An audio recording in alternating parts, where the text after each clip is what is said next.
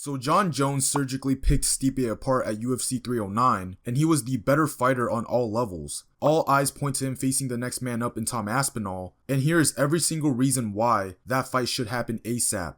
So let's first break down the fight. It looked like a typical Jon Jones performance, a lot of long-range striking, the same defensive patterns, and grueling ground and pound. The main difference was that he was just better on a natural talent level. Jones at this stage in his career, despite being 37, is still a very talented fighter. And when I say natural talent, I mean things like speed and power. As a heavyweight, Jones is very much one of the quicker heavyweights in the division compared to Stipe. The difference in hand and foot speed was apparent with his jabs, right hands, and kicks. Those body kicks that he was throwing were sharp and almost like a whiplash. Stipe, on the other hand, looked very slow and old. His punches were a beat too late, but specifically his feet were like concrete. He could barely move to close distance, and they weren't in sync with his punches at all. So that's the obvious. Jones is still more naturally gifted. Stipe was and is clearly not. But another thing that I thought had a big discrepancy between the two fighters was just the difference in pattern recognition. It's one of the most important pillars in fighting, which is the tactical side of combat.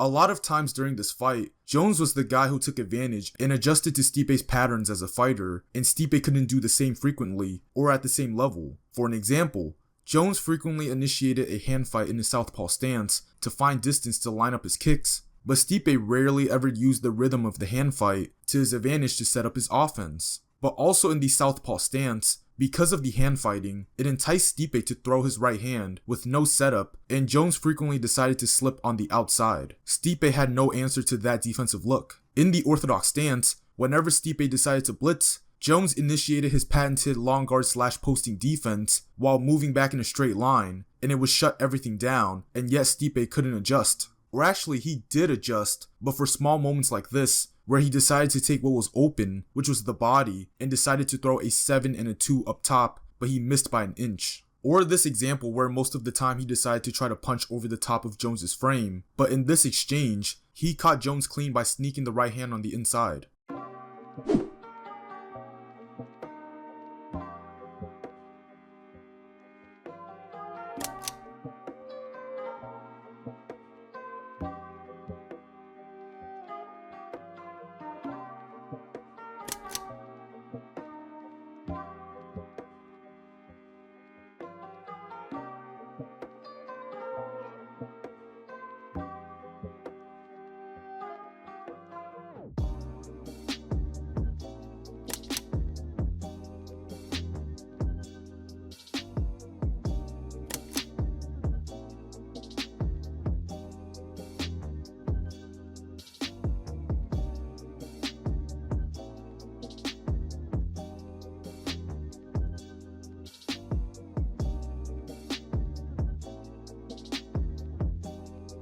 So there were moments where he did recognize patterns and tendencies. The problem is he just couldn't exploit them the same way Jones did to him. When Jones would initiate a hand fight and Stipe was too focused on that, he would attack the body with kicks. If Stipe decided to bring his guard down a little too low, then Jones would go up top with a high kick. If Stipe decides to leg check the kick, here's the trip or the spinning back kick. If Stipe decides to slip on the inside of Jones's jab, here's the tie clinch and the body knee. If Stipe continues to telegraph his blitzes, here's him committing to the jab and then the right hand behind it. In the last sequence of the fight, the left body kick lands clean, and the next time Jones even moves his legs at all, Stipe is already committed to blocking the left body kick again if it was coming by leg checking, and Jones lands the spinning back kick. So Jones was just the smarter fighter and the better problem solver. And part of the reason why he was the better problem solver was that he was just the more skilled fighter. And what I mean by that is that he displayed more tools and variability compared to Stipe Miocic. He displayed a ton of different techniques.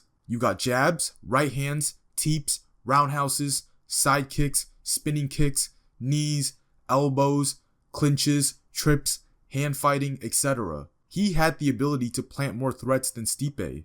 The hand fighting allowed him to judge distance very easily, where he knew exactly how far he needed to be to punch or kick. None of the techniques that he was throwing were jammed up. Everything landed at the perfect distance. Whereas Stipe on the feet was very limited not only in his offensive talent, but also in skill. Everything was primarily only boxing, and there was a lot of headhunting going on. His offense struggled mightily against Stipe because of this.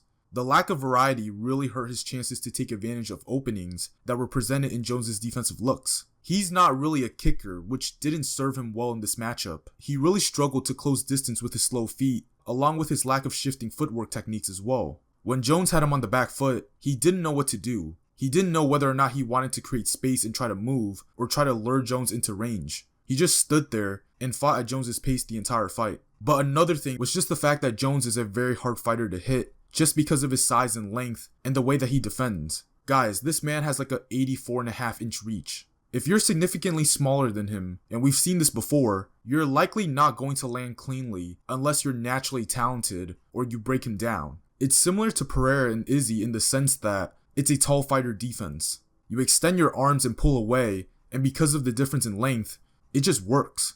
So now, everything is leading to the fight that fans are anticipating, which is the unification of the World and Interim Championship in the heavyweight division between Jones and Aspinall. But the problem is, Jones is ducking Aspinall. Yes, he's ducking. He clearly doesn't want to fight Tom Aspinall. I'm not going to sit here and debunk every single excuse that Jones has made for not wanting to fight Aspinall, because this video would be an hour long, and there are other MMA personalities out there that have pretty much said everything that I would say. But here is every single logical reason why this fight should be next for Jones, and why it would be one of the biggest fights the UFC can make. First things first, staying on the concept of natural talent and skill, out of everyone in the heavyweight division, Aspinall is the one that can match Jones in both of those categories. If you look at the landscape right now in the heavyweight division, no one in the top 5 or 10 possesses the speed, power, and overall MMA skill set to give Jones a challenging fight. The closest one was Ciryl Gane, and he got beat easily. There's no one else that can realistically really push Jones to that same place that he had to go to in the Dominic Reyes fight.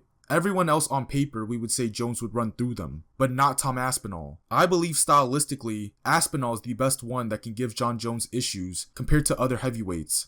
I actually don't think Aspinall is the best guy to deal with Jones on the ground, but he's one of the best, that's for sure. So if we're discussing overall MMA skills, tactics, and technicality in the heavyweight division, Tom Aspinall is the guy, and it's not even close.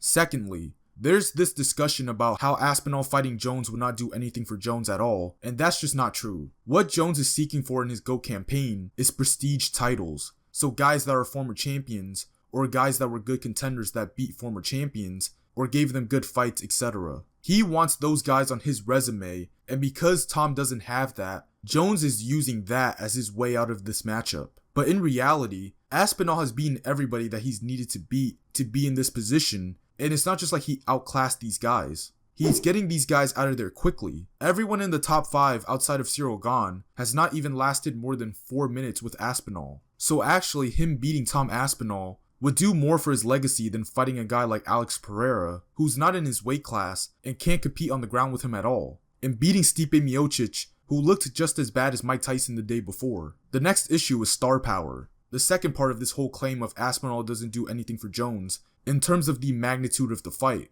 Well, actually, Tom Aspinall is from the UK. The UK has a great fan base gravitated towards the UFC. They're probably the best UFC international fan base.